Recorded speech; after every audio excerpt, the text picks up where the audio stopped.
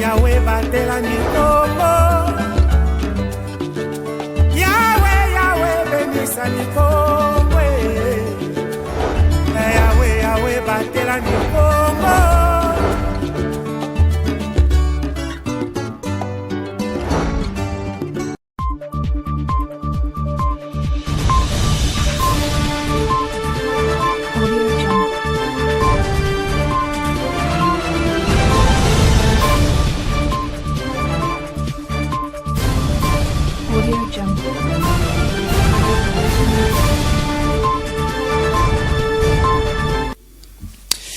Très bon week-end chez vous, mesdames, messieurs, et merci de choisir les antennes de ma bannière télévision pour vous informer. C'est un choix judiciaire pour vous. Parlons une fois de plus de la poursuite des activités de sensibilisation sur l'autisme, autrefois considéré comme une fatalité, une maladie ou encore un déficit intellectuel. L'association sans but lucratif NLC a posé ses valises à Matadi avec un nouveau narratif pour l'accompagnement des personnes autistes mais aussi leur inclusion sociale. Le détail dans ces récits. L'association sans but lucratif Nevel Initiden, NLC en sigle, a posé ses valises à Matadi, chef-lieu du Congo central, pour la sensibilisation des autorités et toute la population sur l'autisme. La cérémonie du lancement de ces activités a été présidée ce vendredi 26 mai 2023 par le commissaire général en charge de la jeunesse, Kibango Philippe, à l'esplanade du gouvernorat au centre-ville. Je vous remercie au nom de l'exécutif provincial d'être venu au Congo central pour sensibiliser les autorités provinciales ainsi que toute la communauté Congo sur les problèmes d'inclusion sociale des personnes autistes et leurs familles. Au regard des possibilités socio-économiques liées à ce genre de réalité sociale qui frappent généralement les enfants et les jeunes, nous adhérons à votre démarche et déclarons lancer ce jour la campagne de sensibilisation à l'autisme organisée dans la ville de Matadi par l'association sans but lucratif Never Limit Children, LNC en sigle.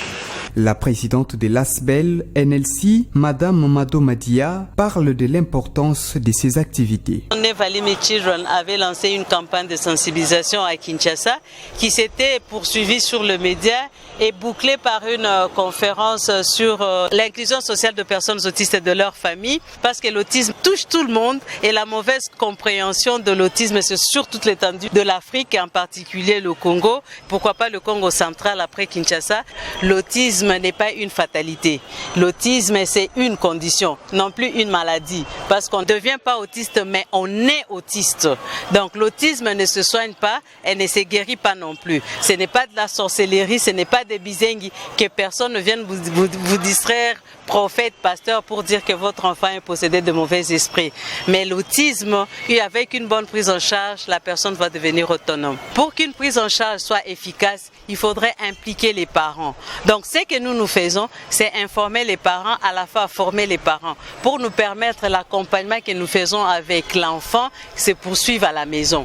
Donc les parents sont nos premiers partenaires. Ce ne sont pas seulement les parents, mais nous travaillons en collaboration pour rendre cette prise en charge très efficace. Juste après cette cérémonie officielle, les membres de cette association sans but lucratif ont sensibilisé différentes personnes sur les troubles du spectre de l'autisme. L'appel est donc lancé à toutes les familles qui ont des enfants autistes à pouvoir les faire identifier pour la prise en charge. Changeons de chapitre, mesdames, messieurs, pour trouver une solution ou une réponse efficace à la problématique des embouteillages monstres dans la ville portière de Matadi, chef-lieu de la province du Congo central. Plusieurs paramètres sont étudiés par le maire de Matadi, Dominique Kodiambete, entre autres l'aménagement d'un parking de grande capacité d'accueil pour les véhicules de gros tonnage hors Matadi, c'est-à-dire dans le territoire de Songololo, dans les cadres des relations de bon voisinage, mais plusieurs observateurs estiment que la réhabilitation de la route caravane constitue également une vraie piste de solution. Lodino Lucano nous en parle. Plusieurs artères de la ville de Matadi se trouvent dans un état de délabrement très avancé. Cas de la route Caravane dans son tronçon compris entre Kifuanoussou jusqu'à l'ancienne gare communément appelée Dibongo dans la commune de Nzanza. Cette route se dégrade du jour le jour. L'accès devient impossible pour le véhicule et un casse-tête pour le moto. Cette route va de la place appelée Libongo jusqu'en Pozo en passant par Belvédère. Le maire honoraire Patin Zouzi avait eu l'idée de réhabiliter cette route. Il avait pour ce faire jeté plusieurs pierres sur la route. Depuis son départ, personne s'en occupe. Et voilà que ces pierres empêchent maintenant la circulation des engins roulants. Pour sa part, M. Luamba, chef du quartier Lumingu, plaide pour la rénovation de cet axe routier pour permettre à la population de circuler librement. Cette route ici fut d'abord ancienne route qui était la principale pour aller à Boma, aller même voir même à Kinshasa. Mais ces derniers temps, c'est presque foutu cette route-là. Alors nous demandons au gouvernement de nous faire un essai pour alimenter cette route ici. Parce que c'est une route qui amène directement, vous pouvez partir jusqu'à Anvoine, voire même pour aller directement vers Biwewe là-bas, Pompage, tout ça. Quand on alimente cette route ici, ça va faciliter aussi l'embouteillage dans le centre-ville, là, tout ça. Alors c'est ça que nous demandons vraiment à nos autorités de nous alimenter cette route ici. Même si quelqu'un est malade de ce côté-ci, pour l'amener à l'hôpital, c'est très difficile tout ça. Selon plusieurs analystes, la rénovation de la route Caravane reste une solution durable pour éradiquer les embouteillages qui sévissent depuis un temps dans la ville de Matadi. Mesdames, Messieurs, au niveau national, s'imprégner de l'impact réel de la crise sécuritaire et humanitaire dans l'Est de la République démocratique du Congo, c'est donc l'objectif de la visite officielle du Premier ministre et chef du gouvernement congolais Jean-Michel Sama Lukonde à Goma, chef-lieu de la province du Nord Kivu, depuis ce vendredi 26 mai 2023. Le détail dans cet élément.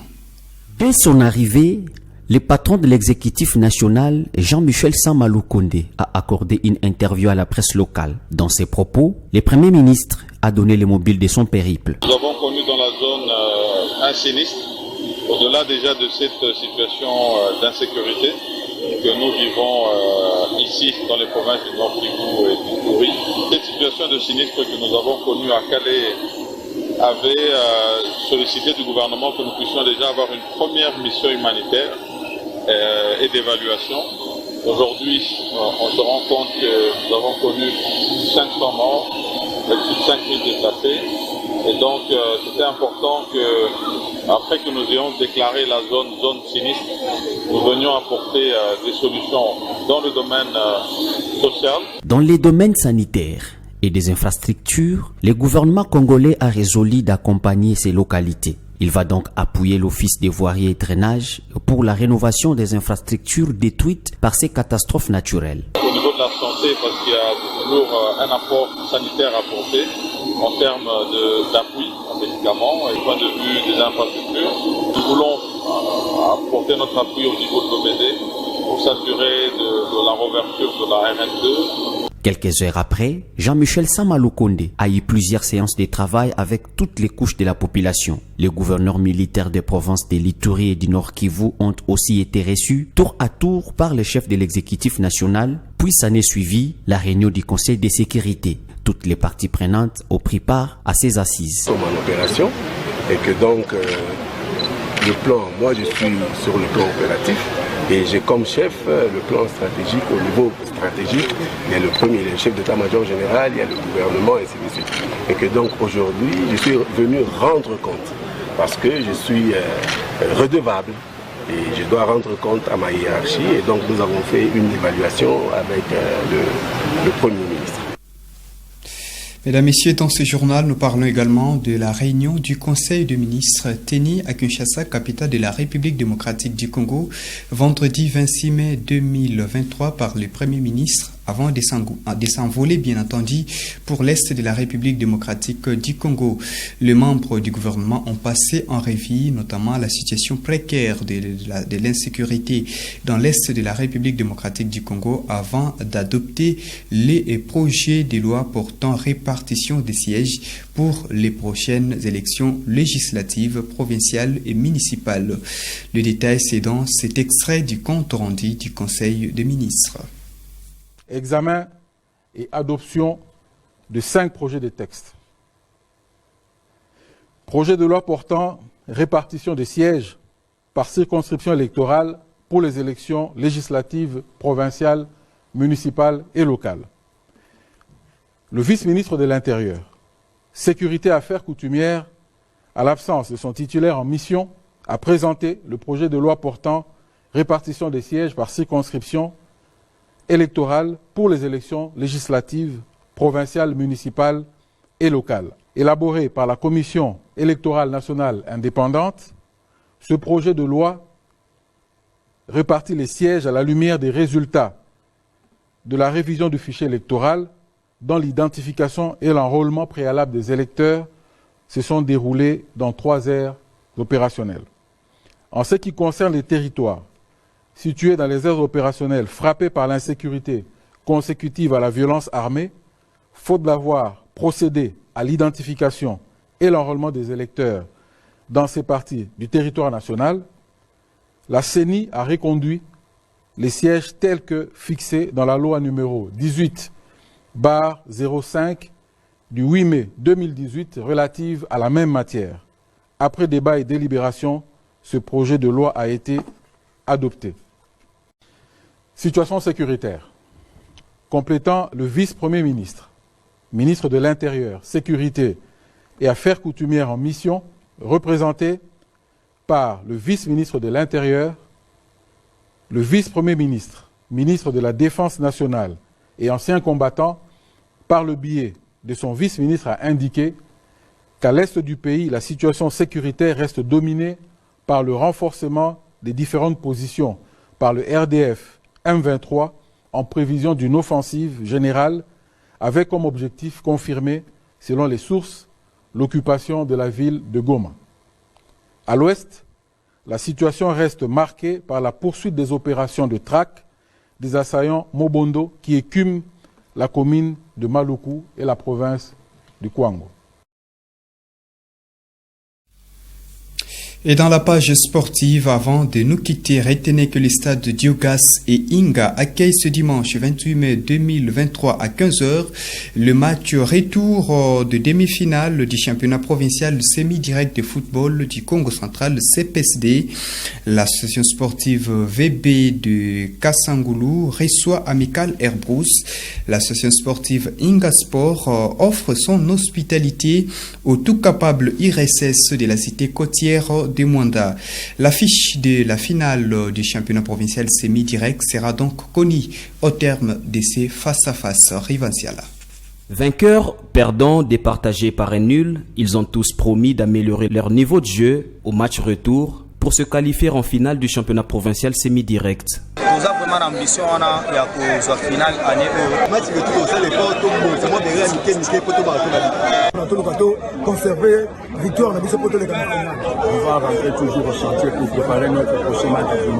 Aucune équipe dans le dernier carré de la compétition n'a eu la tâche facile à l'aller. Certes vainqueur 1-0 à domicile au stade Salongo, le tout capable URSS de Mwanda n'est pas à l'abri d'une remontée contre l'AS Inga Sport ce dimanche 28 mai. Après la défaite mardi 23 mai dernier, François Mbunga, coach de Inga Sport, a laissé entendre que son équipe peut bien renverser URSS parce qu'elle n'a concédé qu'un but, ce qui est mieux que de perdre par 2-0. En train de se préparer toujours en conséquence.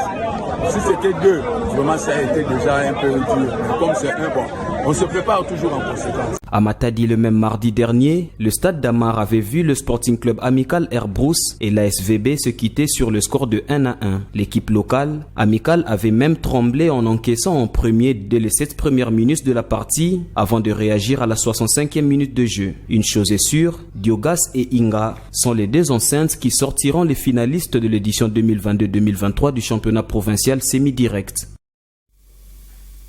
Vous l'avez certes compris, c'est par cette note sportive du ballon rond signé Rivanciala que nous mettons complètement point à cette édition du journal. Très merci à vous de l'avoir suivi. Bonne suite de programme sur les antennes de Mabanière Télévision.